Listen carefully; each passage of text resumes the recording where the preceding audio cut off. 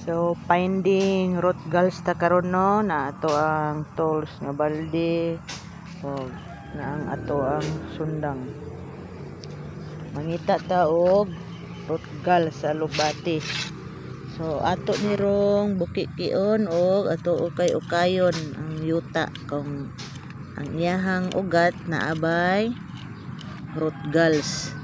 Root galls meaning nagbutoy-butoy ang iyahang kaugatan. Kung nagbutoy-butoy ang iyang kaugatan, infected na siya sa sakit, sa pathogen nga nematode.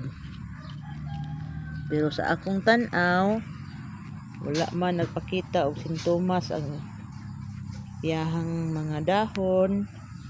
So malagmit nga makita nimo nga initial nga wala siya sakit nga kuan root galls. Pero ato gihapon og kayon kay aron nga initial pa man to, kini final na gid na siya atong tanahon. Kitaan ba nato ni Dani no?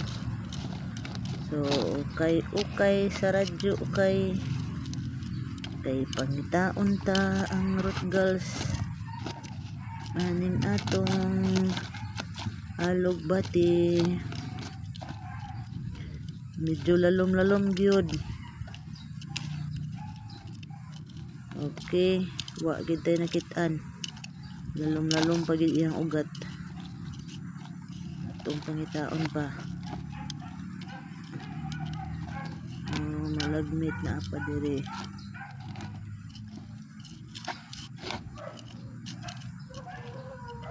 So, kung naa siya infection, nakakita tag mga lesion diri sa iyahang roots. So, na ay possible nga na siya kinanaan. O, unsa ba kahay nagkaon ini.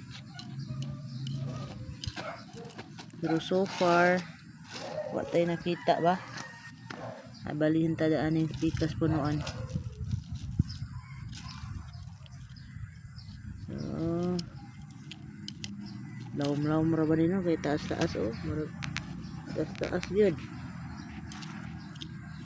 Mangukay ta, mangita ta og root galls.